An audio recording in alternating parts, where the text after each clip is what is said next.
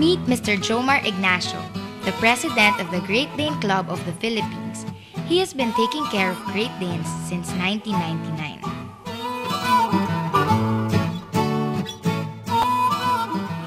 Actually, nag-start sila Middle Ages pa lang, meron ng Great Dane. Pero hindi pa siya Great Dane ang tawag noon. Ang tawag sa kanila, Boarhounds. Kasi pang-hunt sila ng wild boar. So, sila, kailangan malaki at mabilis para pang-hunt ng wild boar. So, yung Great Dane na name, actually, misnomer yun, no? Kasi hindi sila galing ng Denmark. Galing sila ng Germany, specifically sa Germany sila galing. So, ang tawag sa kanila sa Germany ay, Deutsch Dog. So, they're the national dog of Germany. Tapos, yung Great Dane, ginagamit lang ng English-speaking countries like the US and England.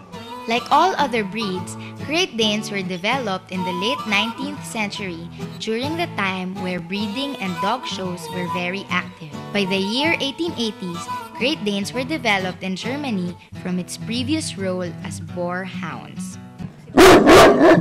Ito si Flick, Philippine champion Great Dane, fawn ang kulay niya from Australia. So typical Great Dane, ang natural ears nila bagsak, no? Minsan kinakrap siya para tumayo, binabawasan para tumayo.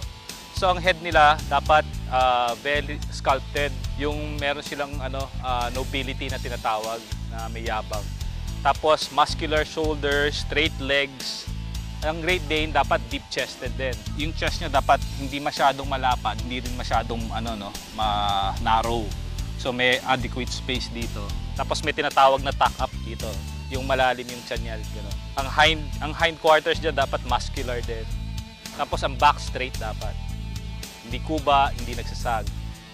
Tapos ang tail nila dapat umaabot hanggang dito sa hocks. Yung joint dito, yung hock joint, dapat aabot ang tail nila dyan. Pag mas mahaba, fault na yon. Pag mas maikli, fault din yon. Tapos, kita nyo siya, very steady ang temperament nila. Hindi sila malikot. Itong tinatawag na show pose. Show pose siya. Kasi kaya pinopose ng ganyan para para pag in-inspect ng judge, hindi malikot. Yung teeth, dapat scissors bite sila. Gaya nito, tawag doon kaya scissors bite yon, yung inner side ng upper teeth dapat nagta-touch doon sa outer side ng lower teeth. So scissors ang tawag doon. Usually naman pagka well-exercise sila, kusang napupudpud yung nails. No, kung nag-exercise sila sa hard ground or sa concrete, kusang napupudpud yung nails. Pero kung kagaya nito, sa grass sila nag-exercise, humahaba siya. So, kailangan putulan din. Iwasan lang putulan dun sa hanggang sa laman or yung quick na tinatawag. Kasi pag tinamaan yon, medyo profuse yung bleeding. So, yung bandang dulo lang ang gugupitin, yung pinaka-hook niya. Great Danes are considered by many as family dog and companion pet. They prefer human company, and because of their big size, Great Danes are usually the center of attraction. Yeah! Ang Great Dane kasi is very independent-minded siya, no? Hindi siya kagaya ng ibang breeds na eager to please. Yung kasi like yung mga retrievers, sila eager to please eh.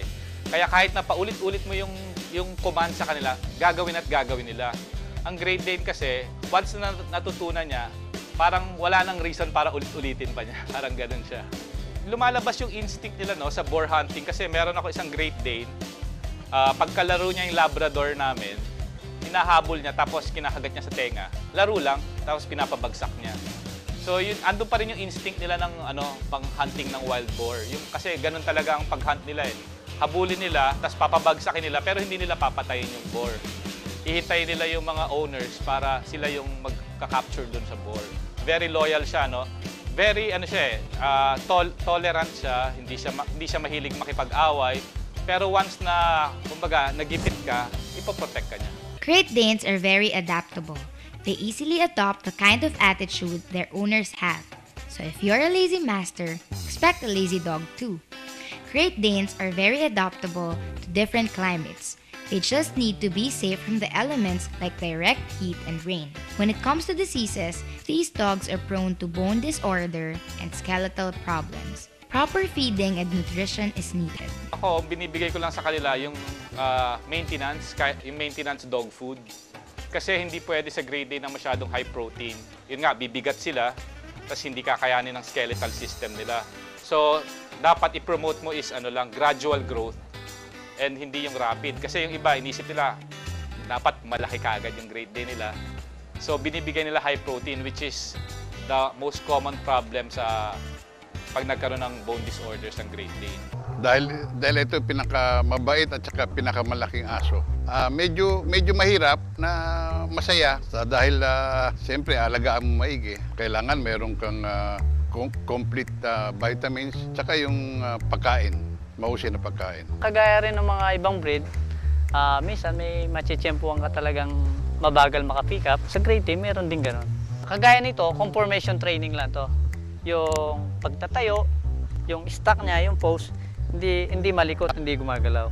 Yan ang tinatawag na conformation training. Ginagamit sa dog show. The Great Dane is one of the giant working breeds. Its courage, spirit, and dependability makes them a true majesty like no other breed.